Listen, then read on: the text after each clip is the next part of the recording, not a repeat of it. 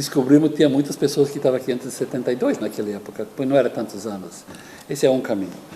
Segundo, se você não qualifica para 245i, e para as pessoas que não entendem isso, 245i é uma lei que terminou 30 de abril de 2001.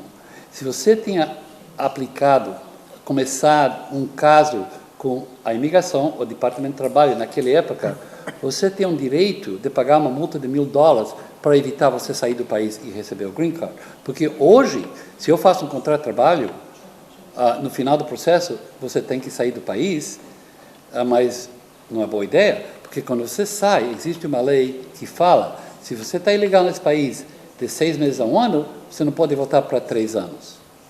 Se você está ilegal mais de 1 ano, você não pode voltar para 10 anos. E não existe dispensas para o contrato de trabalho, só existe dispensas se é casos de casamento. Então, se uma pessoa entrou por a fronteira, caso com a americana, aí tem uma dispensa para essa pessoa. Mas eu não recomendo esses dias para as pessoas saírem do país, se eles podem evitar isso.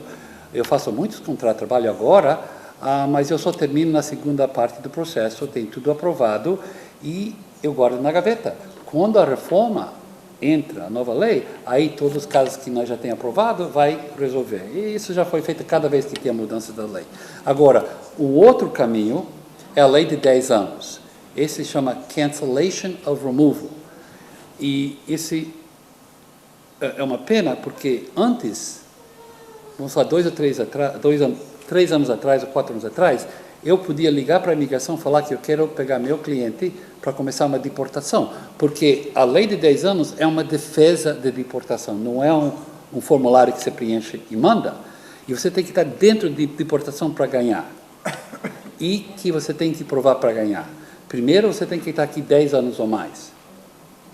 Segundo, você tem que ser pessoa boa, caráter moral boa, não cometeu crimes, nada assim. E terceiro, você precisa ter um membro da família que é americano ou residente legal. E normalmente é uma criança, quase todos os casos. E também uma pena, porque anos atrás, se a criança tinha um dia, podia ganhar o caso, mas esses dias é mais difícil. Se a criança não alcançou 10 anos de idade e a criança não está doente, então se a criança tem 2 anos de idade e tem uma doença, você vai ganhar o caso. Mas se a criança tem menos de 10 anos de idade e a criança tem saúde boa, os juízes quase sempre falam que a criança pode adaptar em outro país e não ter uma dificuldade para essa criança. Porque nós temos que provar a dificuldade para o membro da família que é americano, não para você, não para a pessoa que está ilegal. Então, se a criança tem mais de 10 anos, você pode ganhar. Mais perto que a criança chega, alcança 15 anos de idade, aumenta a probabilidade de ganhar. Então, se você é pessoa boa, faz seus impostos, nunca tem problema com imigração agora, e tem uma criança de 10 a 15 anos, a probabilidade vai ganhar o Green Card durante o processo. Mas nem se a criança é um dia, é bom. Porque se a imigração pega você, você pode lutar. E você vai perder, sabendo que você vai perder, mas o nosso argumento vai ser, é ilógico para você deportar essa pessoa, porque tem uma criança americana. A americana tem direitos nesse país. Vai ser pior para essa criança. Não importa que só tem 3 semanas de idade. E nem se você perde, você pode apelar. E esse processo primeiro demora 1 ano e meio, e a apelação demora uns anos mais. E a probabilidade, nós acreditamos que vamos ter uma reforma de imigração em pouco tempo. Essa é a resposta.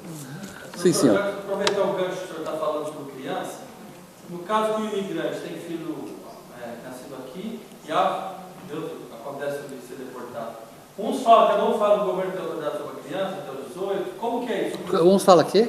Que o governo tem poder sobre a criança. Você não pode levar... Não, isso é completamente uma mentira. Esse país não é assim.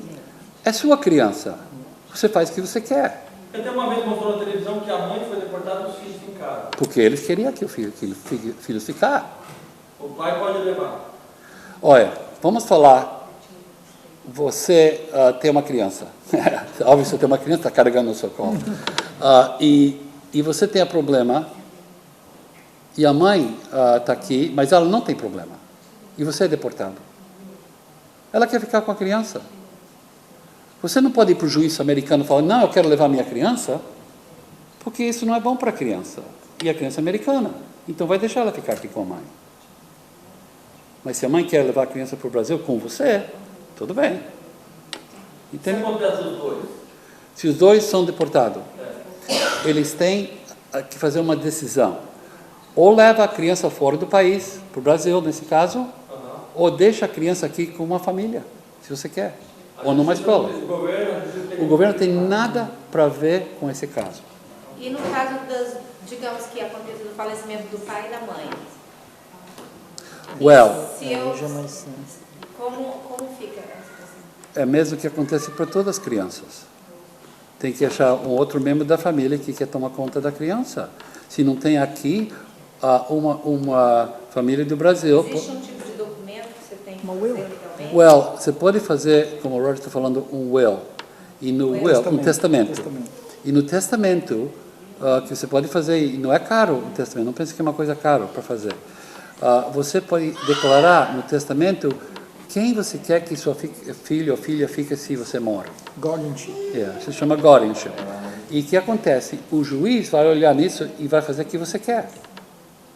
Ou seja, digamos, se eu morrer e ele ficar vivo, normalmente, sem ter will ou não, vai ficar com ele de direito. 100%.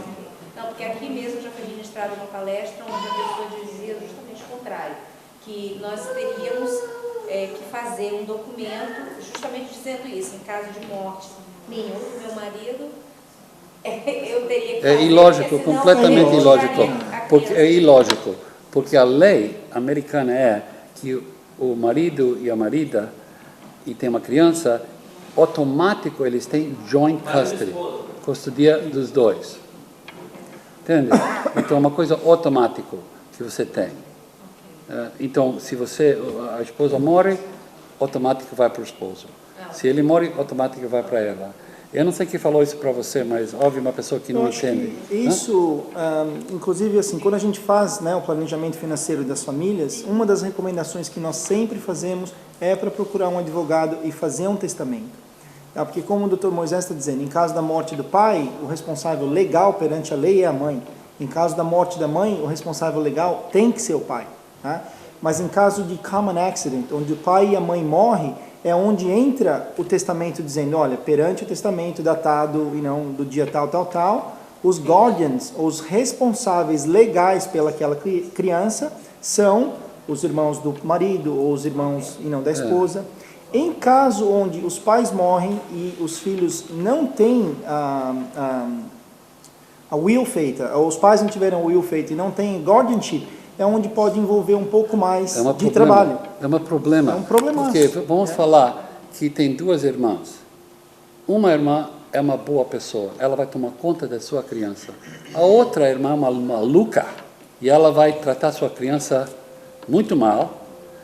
E você sabe isso, porque você conhece o caráter dessa pessoa.